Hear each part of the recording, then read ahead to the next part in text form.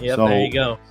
we're actually going to stick right with the NFC South, Noah, and Oh get no. into our picks of the week. The Falcons are 1-2. The Saints are 2-1. So Noah, the good news for you is that um, everyone in the division lost last week outside of Carolina, who obviously is not a threat. So talk to me. Do the Falcons get back on track this week? Their two losses are both at home. And they're both really close to two teams that are 3-0 right now. Is the frustrating thing. Um, this is a tight game. I mean, 90% of games this rivalry, they're going to go down to the fourth quarter. They're going to go down the last couple drives. It's basically whoever wins the fourth quarter wins the game in like 90% of these games. I know they killed us last year, but that really doesn't happen very often. Once every few years, maybe it'll happen, but most of the time it's tight one possession type games. Um, Quarterback wise, Kirk, I think Derek Carr, he looked amazing the last 2 weeks. Obviously, the offense took a step back against a solid Eagles team last week. Devontae Smith injured. Uh, I don't even know why I mentioned that because the Saints injured him, but they're a hard hitting defense. Whereas the Falcons defense is, I think their secondary is really good. Their pass rush still isn't good though. They have the lowest pressure rate in the NFL, man. Judon has been good. Grady Jarrett makes a play every now and then. Everyone else just does nothing, pretty much. I mean, you can just sit back there and do pretty much whatever you want. But and you need to be able to stop the Saints because if AK gets going, like he did the first two games, that opens up the play action. And then they got guys like Shaheed, who's a freaking speed demon. You obviously got Olave, who's a really solid, rock solid number one. You got underrated tight end core as well. Their defense is good. Their defense isn't the reason they lost that game. I mean, I know Dallas got it, killed them, but I mean, you give up only 15 points to the Eagles. You'd expect to win a game like that. I have more faith in the Saints defense currently. I think the Falcons have good players on defense, but they're not really showing it at the moment, especially up front. Offensively, Saints looked brilliant the first 2 weeks. They did not look good in week 3. I think the Falcons offensively, outside of like the second half against Philly, I think they've looked pretty mid. They started off well against KC, but then they lost the game because the last 5 minutes it was what some of the worst coaching I've ever seen in my life. I mean, you cannot run. You're back. Two of your linemen get injured. Your center is out. Drew Dahlman's on IR as well. But in fairness, the Saints might be missing Eric McCoy and Cesar Ruiz as well. But Drew Dahlman is out. You can't run the ball up the middle because the backup center, I mean, there's no easy way to say it. He's not good at all. You keep running inside dives most of the second half of the game. None of it works.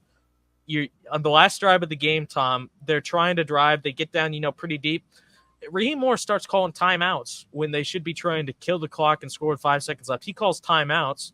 I mean, it wouldn't have mattered anyway because they screwed it up. I mean, fourth down play call was horrific. You can't block it all the second half. So what do? You run the longest developing outside dive play possible, which Nick Bolton just shuts down instantly. I mean, it's complete total. I mean, there's no nice. It was a complete total shit show the last 5 minutes, pretty much.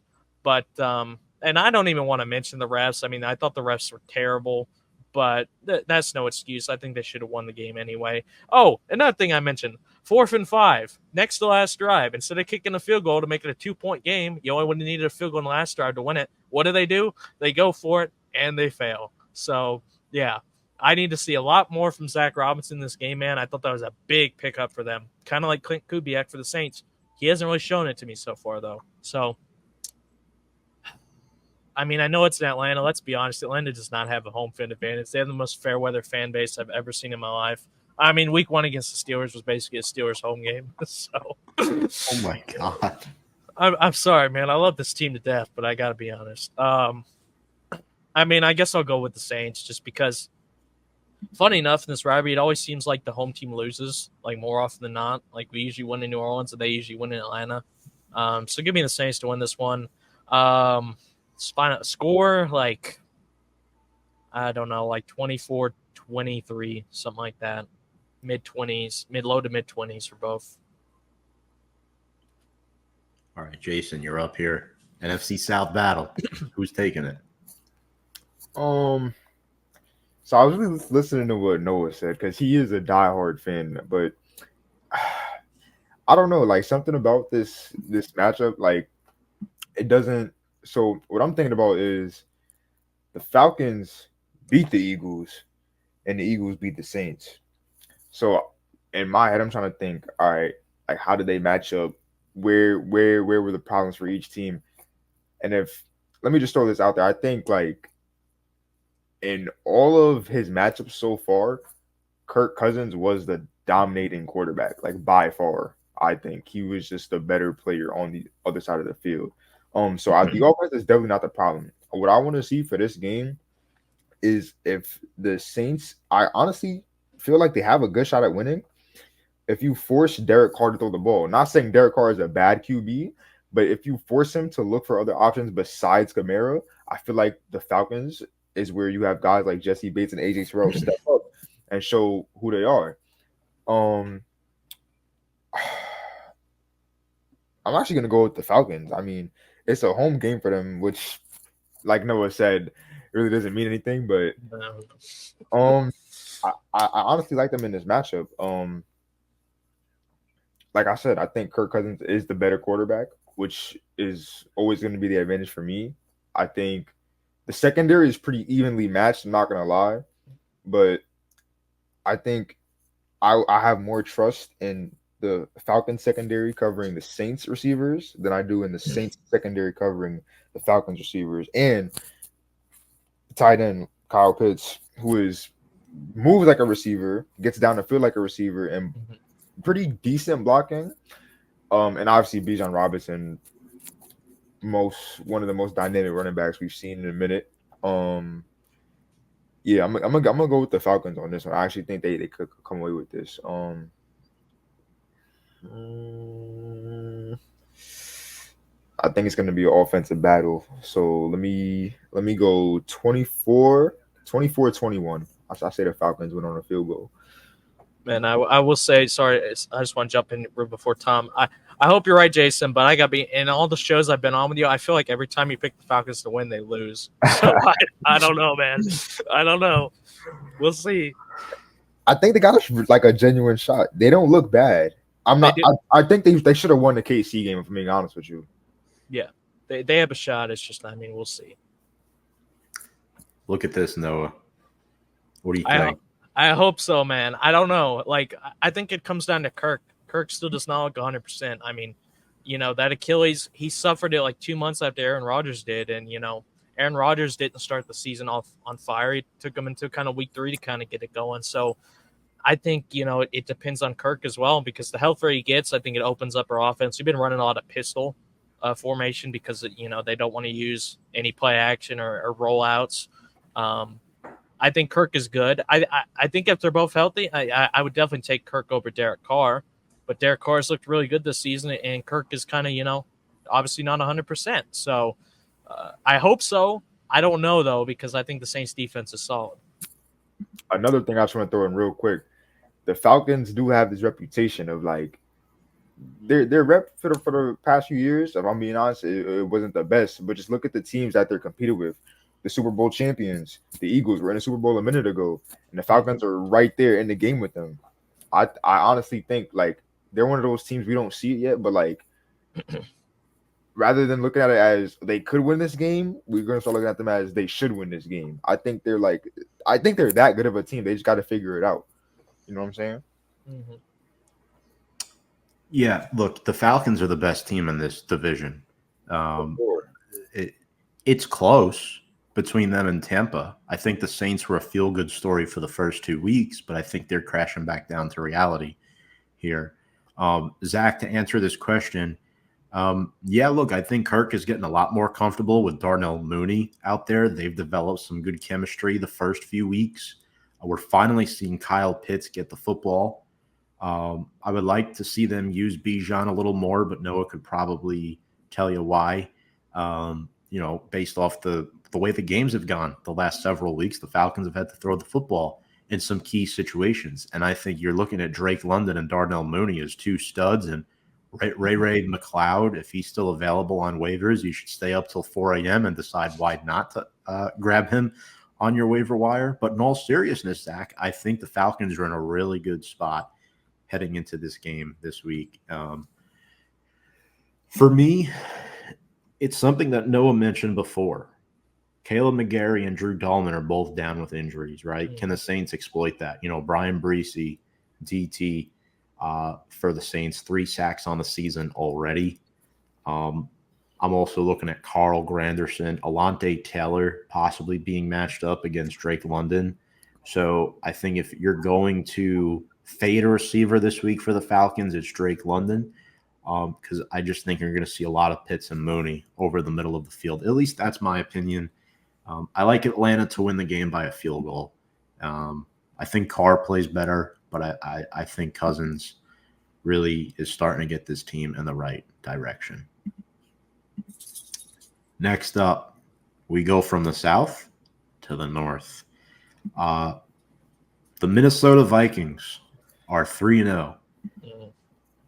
And the Green Bay Packers are 2-1. 2 good backup quarterbacks with 2 feel-good stories. I can't really call Sam a backup anymore. He's the starter for the whole season, guys. Green Bay's favored by 2.5. Jason, who is winning this game? Do the Packers? I mean, somehow they're favored in this game because they're home, but do the Vikings find a way to get to 4-0? They definitely do, because actually, let me change my mind, because last week I said something when they played the Texans.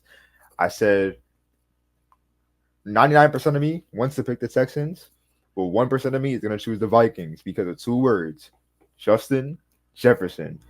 And they ended up winning the game. Now, this is a division rival matchup. We know how this game gets every year. It's very gritty. It's very physical. There's a lot of back and forth between Justin Jefferson and Jair Alexander. So that's definitely going to play a factor. And in the last matchup, they had Jair Alexander completely shut him down. And if he looks like anything like he did in that last face-off between these two, I'm going to go with the Packers, but I think Justin Jefferson is on just a whole nother level. Like, I really think he's that good. I'm like, in terms of quarterback play, Sam Darnold has been lights out, and I think the Packers defense hasn't. It's been all right. Like, it's nothing like to be scared of. So Sam Darnold, he could probably get other guys involved. I'm not sure how their receiver health is right now. I think Addison is questionable. I'm not sure. He'll play though. Yeah, he'll probably play. I'm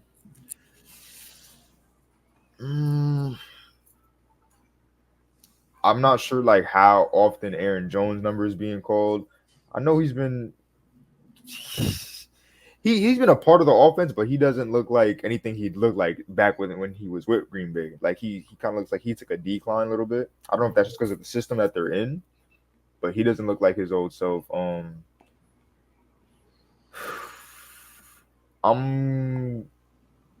Yeah, it's gonna be a really close game for me. Malik Willis starting. Yeah, I'm gonna go with the Vikings. Give me the Vikings. I'll go 25, 20. Okay. Well, I will say this is one, Robbie, it seems I never pick the right damn team. It's that and Steelers Ravens, and I don't always pick the same team, but it seems like every time I pick one team, the other team wins. That said, I ain't making the mistake I did last week, man. I ain't picking against the Vikings after what I saw against the Texans, man. I think really good football team.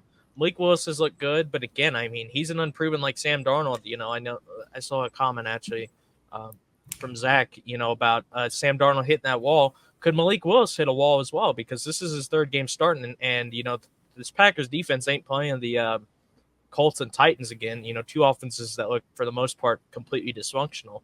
This Vikings team can move the ball, Aaron Jones' revenge game as well. He's averaging over 5 yards per carry this season, outperforming, by the way, Josh Jacobs. The only reason Josh Jacobs has more yards this season is because he has way more carries. Aaron Jones looking really good. Justin Jefferson is the man. And by the way, even if Addison isn't 100%, Jalen Naylor has stepped up, man. He's looking like a really solid option for them in the passing game as well. And obviously the defense. I mean, that front four for the Vikings. I mean, poor C.J. Stroud, man. He just had no chance back there all game pretty much. Daniil Hunter was wreaking havoc up there. Give me the Vikings, man. And honestly, if it was in Minnesota, I'd say it's probably not even close. I think the Vikings are a way better team. But because it is at Lambeau, give me the Vikings to win it 24-17. Okay. Yeah, so Jordan Love still has not been ruled out for this week yet. He's doing everything in his power to play. Adam, he's not going to play. This is just the media doing the media thing. He's not going to play. They want to keep it up in the air. Malik Willis is starting on Sunday. So with that being said, I think Willis is going to have a hard time reading this Minnesota pass rush. I think that front four is going to give them everything they can handle. And it's more than just that. Their depth is insane, guys. You're looking at Andrew Van Ginkel, Jonathan Grenard, Harrison Phillips, first-round edge rusher Dallas Turner. Yeah, they're really, really stacked up front. How about Pat Jones with 4 sacks as well? They have 4 starting edge rushers on their roster. Like, that's insane. That's not heard of. Aaron Jones has been an excellent addition. He can run the ball well. He can catch passes. It really helps Sam Darnold have a veteran running back that knows what he's doing. Opponents are averaging just 10 points per game against that Minnesota Vikings defense and only 71 rushing yards. So only giving up 71 rushing yards through the first 3 weeks, that's a problem because the Giants had a good offensive line. They couldn't run the football, right? I mean, you're looking at the San Francisco 49ers. Couldn't run the football. Again, no Christian McCaffrey, but the Niners are one of the best rushing teams in the NFL. Malik Willis is going to have to do this himself, and he's just not going to be able to, unfortunately. For Green Bay defensively, though, they can keep this a close game. Devontae Wyatt, UGA guy, has really impressed me this season. 3 sacks and 5 tackles for loss, tied for the NFL lead in sacks at the interior defensive line position through 3 weeks with Dexter Lawrence. Just want to throw that out there. Former Giant, Xavier McKinney. Oh, he's been a beast. 3 interceptions. He's had 1 interception in each of his first 3 games as a Packer. I miss him so much. Jair Alexander has 2 picks as well. The Vikings are winning this game for 2 reasons. 1, Aaron Jones is a former Packer. He knows exactly how to attack that defense. Reason number 2, that pass rush is going to get to Malik Willis because that offensive line is not going to be able to give him time to make accurate throws. I don't think many quarterbacks would succeed going against the Vikings pass rush right now. Look what they did to Daniel Jones in week 1. You think Malik Willis is going to fare any better than that? Probably not. Minnesota wins by 6. Final score, I'm going to go 22-16. We have a question here. How much longer until we see Sam Darnold hit a wall? Or could this be the start of his prime season?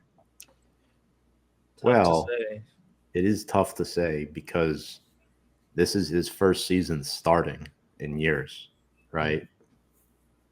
And he's never looked like this at all. No. So, I don't know, man. It's tough. I mean, if that O-line keeps looking good, I mean, look what happened with Brock Purdy. I'm just saying, if you throw Brock Purdy on the Panthers, he's a bottom 10 quarterback in the NFL. Mm-hmm. Like it's, it's one of those situations where you got to take what you can get. Darnold got the job with the Vikings. Unfortunately, bad circumstances, has taken full-flown advantage of it. All right, 3-0 for the Vikings. That means hammer the Packers, folks. That's how it usually goes. Next up, The Philadelphia Eagles. Mm. I'm so excited to talk about the Philadelphia Eagles. They're 2-1, but they should really be 1-2. Jason and I are not happy about that. Saquon Barkley, I believe, was named NFC Offensive Player of the Week, if I'm not mistaken. He has 5 touchdowns on the year already, 4 rushing, 1 receiving. However, Jalen Hurts leads the NFL in turnovers through 3 weeks this season. Jason, why do you not like Jalen Hurts as a quarterback, and who do you have in this game? It's pretty simple, honestly. I don't like Jalen Hurts as a quarterback because everybody gasses up his resume when really, if you look at it, oh, he has the most rushing touchdown, blah blah blah, from 5 yards and in. Not impressive. He not gets carried, but he gets a big boost from his offensive line, who is consistently top 3 to 5 every single year. He has a top, when healthy, top 3 receiving core. I mean, his defense, like just the pieces put around him, is is he literally can't fail, and he still did last year, and he was the reason for that failure against the very team he's about to play against right now. Um, as a passer, Jalen Hurts barely cracks the top 15, if that. Um, don't get me wrong. Like people see, this is where people get it like misconstrued. He's a great athlete. I'm not saying like he's a great athlete. He's not a great quarterback. A quarterback is a person that is gonna drive the ball down the field. Like he's not that for me. I just don't see it. If you want me, if you want my honest opinion, he's not even the best quarter. He's not even a top 2 quarterback in his division. He's not. Sorry. If there's any Eagles fans out there, I don't want to hurt your feelings, but that's just how it is. Um, I have the Buccaneers in this game. With that being said, what is this, a rematch from last year's wild card, or is that the divisional? Last year's wild card, right? Oh, card. Yep. Yep. I think the final score was like 31-9 or something. They got killed, yeah.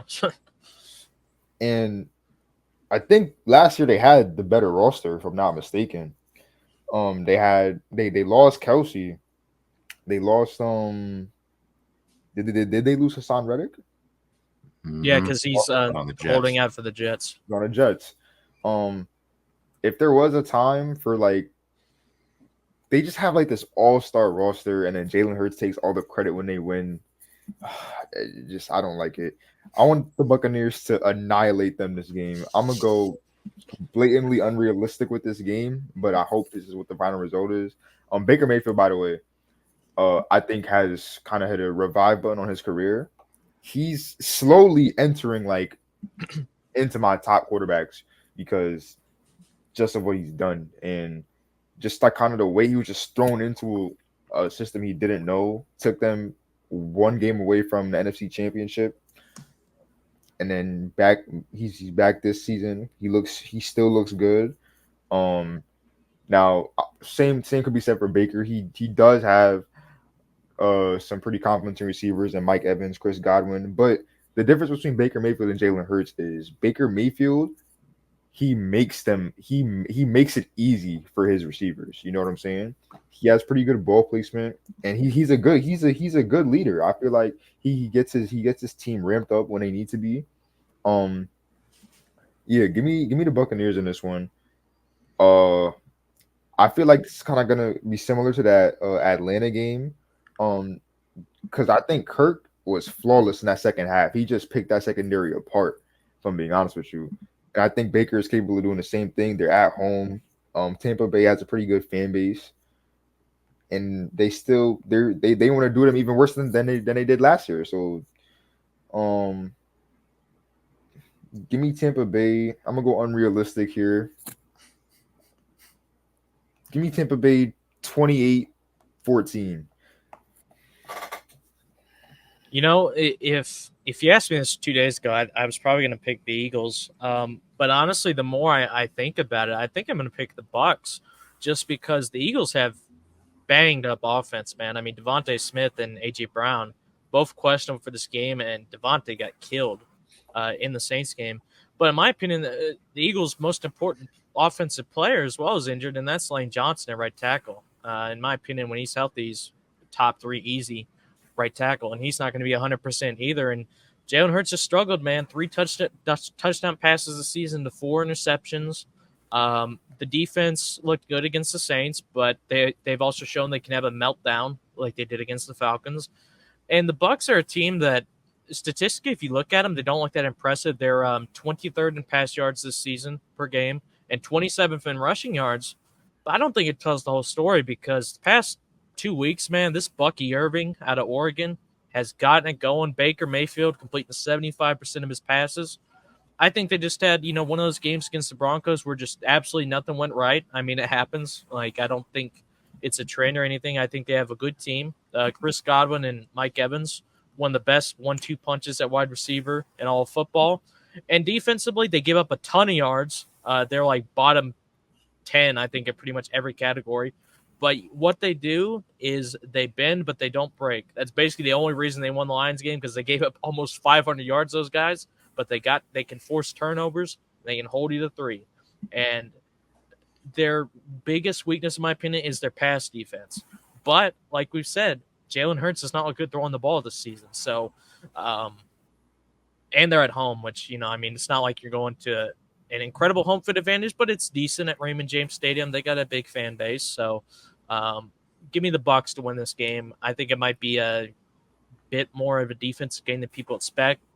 But because of all the Eagles' injuries, I got to lean towards the Bucs slightly. 21-17. Yeah, there's a lot of problems right now with Philadelphia. I mean, it starts up top. Nick Sirianni, the play calling has not been great with Kellen Moore as offensive coordinator. If the Eagles are going to win this football game, they have to rely on the rushing duo of Saquon Barkley and Jalen Hurts, and that'll become more complicated this week without potentially without Lane Johnson. He suffered an injury in their Week 3 game against the Saints. Devontae Smith also, unfortunately, got smashed. Helmet to no helmet contact on the ground. He's in the concussion protocol. He suffered a concussion, and they already don't have A.J. Brown. They don't know when he's coming back. So right now you're looking at Jahan Dotson as wide receiver 1, guys. That's not good. A lot of Saquon, a lot of Dallas Goedert. If you have Saquon this week, start him. Now, look, the Bucs are coming off a 26-7 loss to the Broncos. Let's not be silly. That's bad.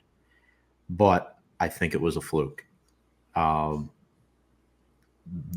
Broncos just got off to a really hot start. And I don't think Baker played bad. I just think overall the Bucs defense, like Noah and Jason, you both mentioned earlier, they've been giving up a lot of points, and that's been a problem for them. Bucky Irving, Todd Bowles said this, Irving will get more carries going forward. So if Bucky Irving is somehow still available in your fantasy league, please go sign him. Chris Godwin and Mike Evans, really good receivers. The secondary for Tampa is very good, though. I will say that. They have 0 pass rush, but their secondary is extremely good, highlighted by Antoine Winfield Jr. And Zach, to answer your question, if Baker can find his targets, I can definitely see them outscoring the Eagles. Let's break this down simplified. Healthier team. Better quarterback through the first 3 weeks. Let's make that clear. The better wide receiver duo. I'm going Tampa Bay. Final score, I'm going to go 23-20 Bucs. So again, another sweep for the Bucs, hammer the Eagles. So that'll bring us to our next game. All right, 3 more fellas.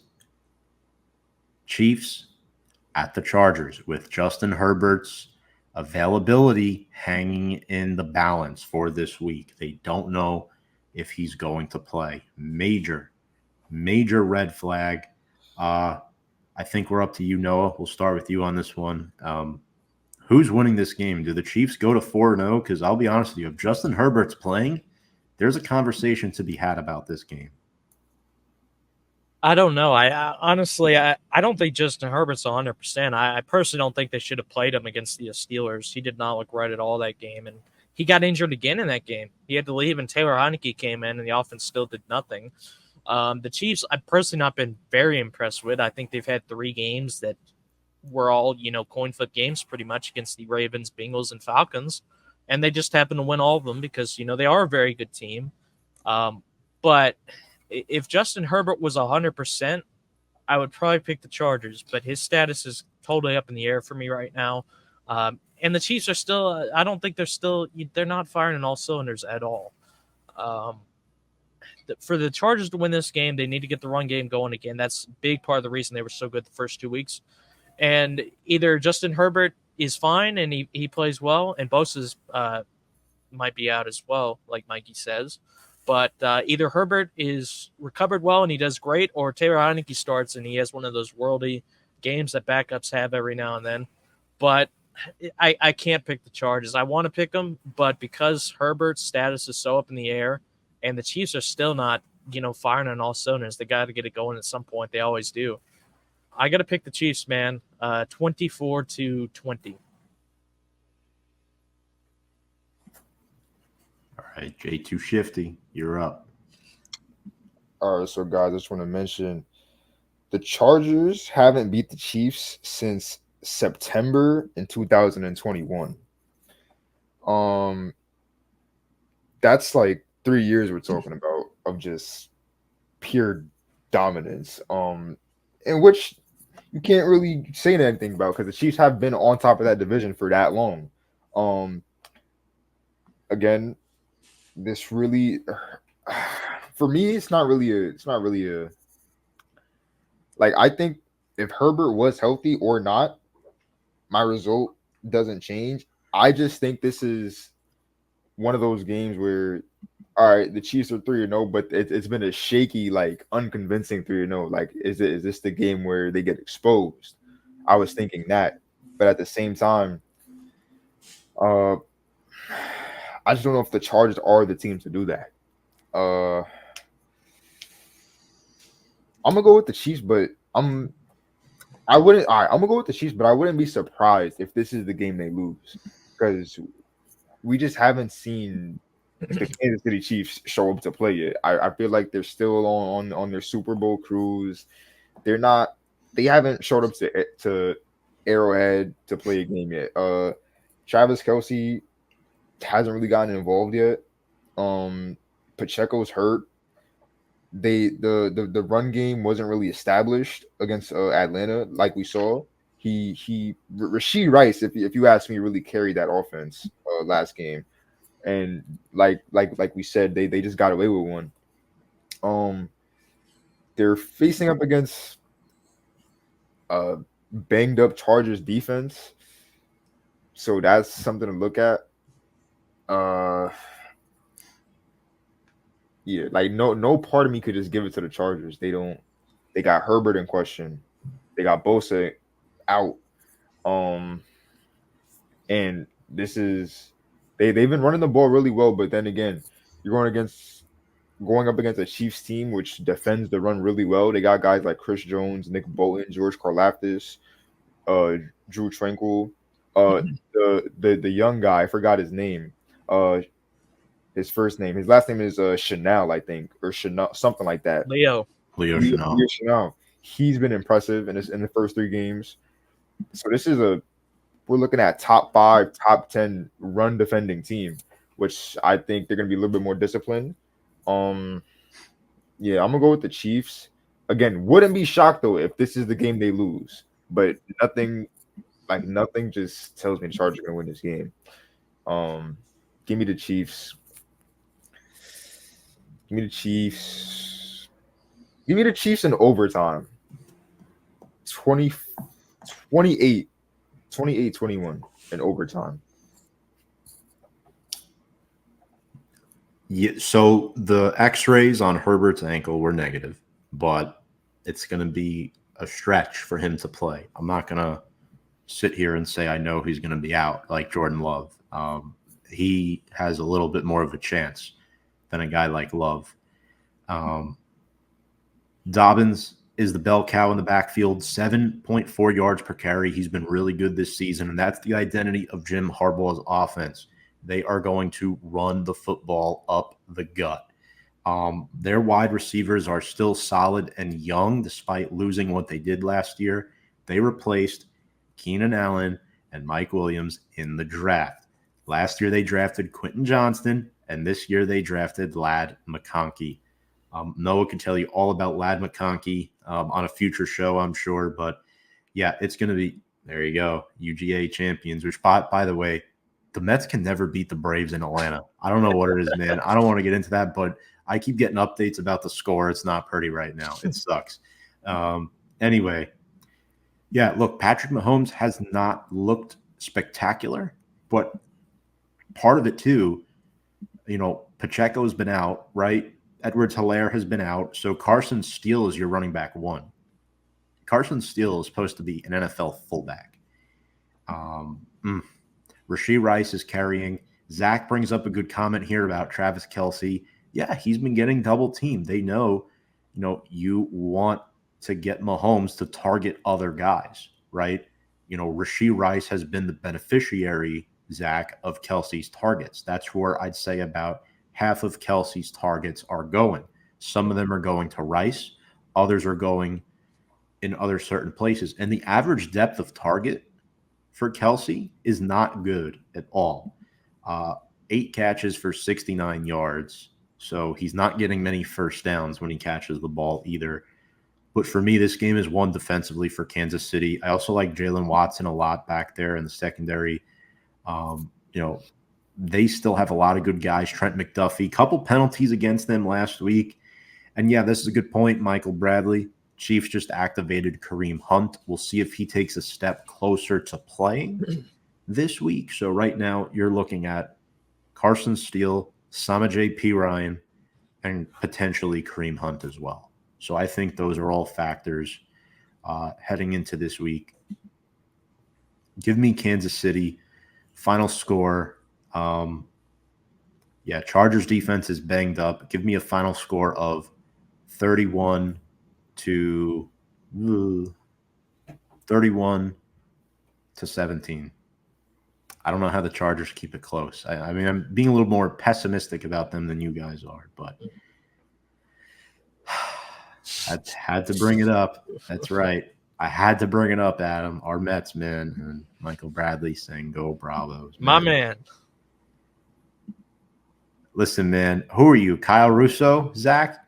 Travis Kelce doesn't deserve this double coverage, but I don't blame teams for this. Well, I'm just saying, man, ever since he started dating Taylor Swift, Travis Kelce's looked more like Travis Beckham.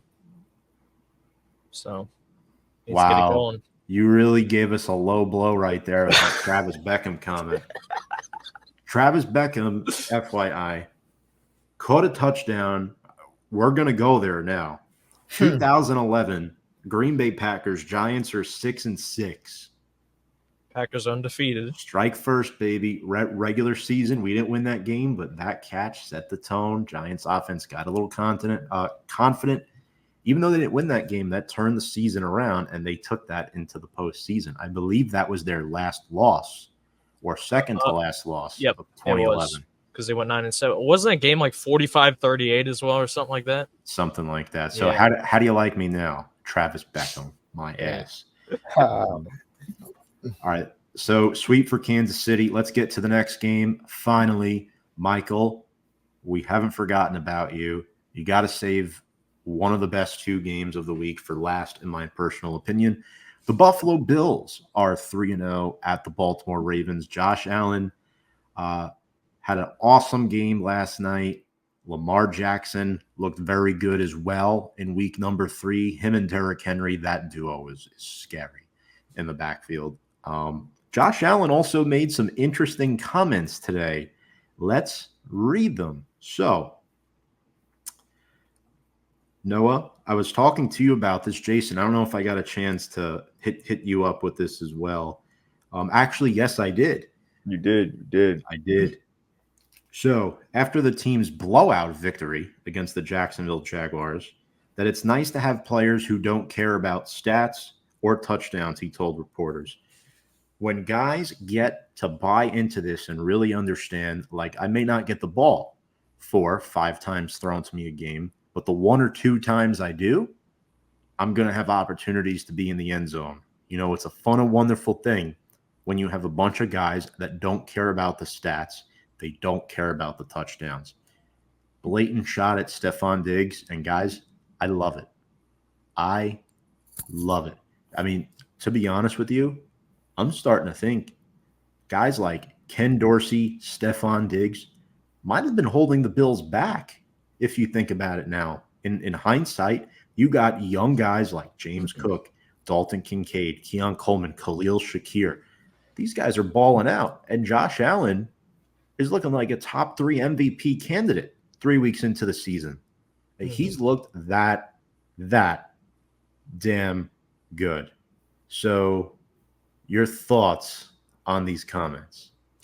Well, I talked with Mikey about this a little bit earlier. I think Josh Allen is absolutely right. And look, I don't say that Stephon Diggs is a very good receiver. He could be a number one on, I'd say, over half of NFL teams still at this point. He had like 5,000 plus yard seasons. He was the clear number one of the Bills the past few years. But I think there comes a point where, I think it's best for all parties to move on. I think clearly there was a disconnect there at the end. Stephon Diggs wanted out. They traded him. And, the problem with Josh Allen the past couple of years that people like to bring up, and I've talked with Mikey a ton of times, is the turnovers. And I think a lot of that was, he forced a lot of balls to Stephon Diggs because he was the go-to guy when they weren't there, and he threw, a few too many interceptions. 160 targets for Stephon Diggs last year. He has 24 so far this season. He's going to have less targets, but, around the same amount of catches. He's in a good offense, but if he wanted to be the number one there, he's in for, because Tank Dell is really good, and Nico Collins, man. I mean, this guy's as consistent as an alarm clock, it seems like. I mean, just an absolute animal, pretty much. But I think he's right, and we saw it in the Jags game. 4 touchdown passes to 4 different receivers, and it wasn't just superstars. You got him airing out a 20-yard touchdown pass to third-string running back Ty Johnson. Khalil Shakir's, their number one, but he's not a clear number one, but he gets the rock. He does solid things with it. Very dependable. Keon Coleman with, I don't know if it was his first NFL touchdown or not, but, he scored as well. He's spreading the ball around, man. And James Cook, obviously I got to bring it up, Georgia Bulldog. He's killing it. I mean, absolutely on fire. Ray Davis, I think he scored a touchdown as well. 6 touchdowns by the Bills, 6 different players scoring all of them. That's just pure balance, man. I think Josh Allen hit the nail on the head, and I think that statement is, he supported Stephon Diggs throughout the years so many times, but when it finally, he left or whatnot, you don't have any obligation to defend the guy anymore, and you're starting to see a different Bills offense, I think. 0 interceptions for Josh Allen through 3 weeks when he's been, labeled as turnover prone the past few years. That's a big thing, and I think a lot of it is the fact he's not forcing those balls anymore, and like Tom, like you said, Ken Dorsey's gone. And, Mikey could comment on Dorsey if he wants. He'd obviously know better than us on how, if he was holding back that offense. But that's a big change they made as well. And they look amazing. I'd say best team in the NFL right now, at least just through 3 weeks. You agree with that, Jason? I mean, I kind of like what Alan said because it wasn't anything like too insulting towards Diggs. I think he was trying to more compliment this new plethora of players that are in Buffalo rather than take a shot at Diggs, but he indirectly did. So I saw this coming because a month ago, I don't know if you guys remember, but a reporter asked him during OTAs, does he miss Stephon Diggs? And he said he doesn't miss Stephon Diggs, but his absence will be felt. What he means by that is obviously just when you have a one-on-one matchup, you can just look down the field and throw it to Diggs. That will definitely be felt, but he doesn't miss him. Like you said, he wants to compliment the current team he has, get them motivated, saying, okay, that time was great, but let's make this time better. You know what I'm saying? Allen said that Diggs was a reliable player who could be counted on every day, but the team is adjusting to life without Diggs. I mean, that's what you want in your quarterback. You want him to be focused on his current system. You don't want him to harp over what he had. And I think he's been doing a good job of that. You said he was a top 3 candidate. I think he's a runaway favorite right now, if you ask me. If the season ends today, he is the MVP by a landslide. I don't think it's even close. I agree. I was completely wrong about the Bills. I had this picture of them before the season. They lose Diggs. They lost Trey White and a few secondary pieces. I thought they were going to be way declined. They completely changed my whole perspective on them. They are probably the favorite in their division. Maybe we're even talking conference. They're a powerhouse in the AFC. They're nothing to be played with. Josh Allen is the real deal. Yeah. And he's like Noah's point. He's really been he's been trusting his receivers now, and he looks for all his reads instead of just bombing it to his guy, and that's just made him a better player. And but with that being said, oh, my fault, we didn't even get to the games yet, so I'm just gonna leave it at that. Yeah. We'll keep the game analysis a little shorter because we've kind of hit the nail on the head with a lot of these points already. Michael's comment on Ken Dorsey, horrible passing concepts. Joe Brady uses motion at the point that they react to the react to the defense, and Josh has more ability to know what the defense is running. You know, a lot of pre-snap motion to adjust. I like it. A 50-50 split guy most of the time, so the run game with Cook is taking a lot of pressure off. Yeah, man, utilized a lot more in the red zone. He only had 2 rushing touchdowns last season, I believe. Cook has already surpassed that this year, and he's getting used a lot more. In the pass game, as far as MVP, Allen went from plus 800, according to Michael, to plus 200 as a favorite in the NFL. That's a bold statement. And last week, one of our own made a bold statement about the Buffalo Bills. All right. So I think Buffalo wins this game. I don't even know if it's particularly close. Josh Allen is the man. He's looked great so far, even though he doesn't have a true number 1 run receiver. I like Keon Coleman, but I mean, Shakir's their leading receiver. James Cook, my boy from UGA, has looked amazing so far, and Ray Davis is their number 2. Looked really solid. On defense, Greg Rousseau looked really good. But on the other side, man, Jacksonville has no running game. They're past Brian Thomas. I don't think they have a threat at receiver. And Trevor Lawrence has looked terrible. And you know what? I think by halftime, Trevor Lawrence gets benched for Mac Jones, and everyone watching this game switches to the Commanders-Bengals game because this game is going to end 35-13 in favor of the Buffalo Bills at home. Jaguars are not that good. The Bills are amazing. Give me the Bills in a blowout. Embarrassing. Well, we're watching Cincinnati, Washington by the third quarter. I'll tell you that. Amen. Dude, I only messed up 2 things. The rest of it was perfect. I should have, instead of saying bench at halftime, I should have said bench second half or bench, I think it was third quarter. And I should have gave the Bills a few more points. Other than that, as bang. It's crazy how accurate that was. There you go. Mac Jones came in, baby. He should have had a touchdown pass at the very end of the game, too. All right, quickly here. We'll keep this one short because we've been talking about it for over 5 minutes now. No, I guess we'll start with you here. Are you predicting another pinpoint game here for Buffalo?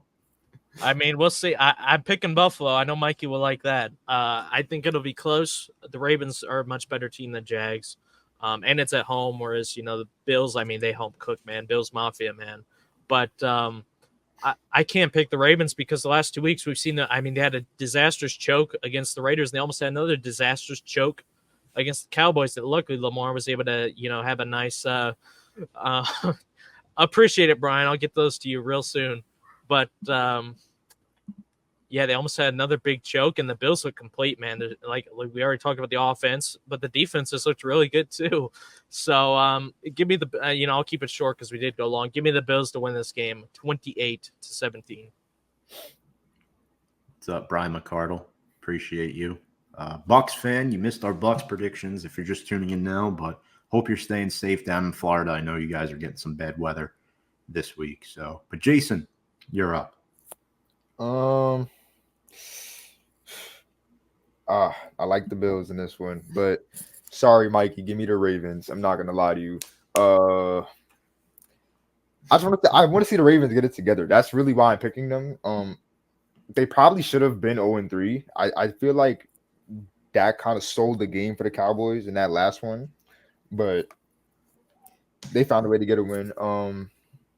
Derrick Henry's has been pretty much unstoppable. Um, although the Bills do have a solid defense and they have had for the past few years, I just think the Ravens, this is a game they have to win before they get into a really bad place. They're at home. I like Lamar in this matchup. He's gonna run the option with Derrick Henry. It's gonna be hard to stop. Honestly, I really see them just winning this game on the ground. They won't have to pass too much, if I'm being honest with you. That being said, give me the Ravens. 24, Bills 19. So if you're Ravens offensive coordinator Todd Monken, what do you do in this game? You exploit the Bills' one weakness, and that is their run defense. They have been suspect against the run since dating back to last year. And what do the Ravens do well? Run the damn ball with Derrick Henry and Lamar Jackson. That's what scares me in this game. You keep Josh Allen and that Bills offense off the field, you limit their possessions. Now, defensively for Buffalo, they have Greg Rousseau, Von Miller, AJ Epineza off the edge. That's scary. Also, shout out to Damar Hamlin getting that interception last night. What an awesome story and a comeback for a player who is back to starting right now for the Buffalo Bills. Awesome stuff right there. And look, the Bills still have no Matt Milano, no Terrell Bernard either, both on IR. So Balin Spector is having to man the middle along with Dorian Williams. Neither of those players are slouches. They are respectable NFL players. They are not equipped to stop Derrick Henry and Lamar Jackson in the run game. Give me Baltimore.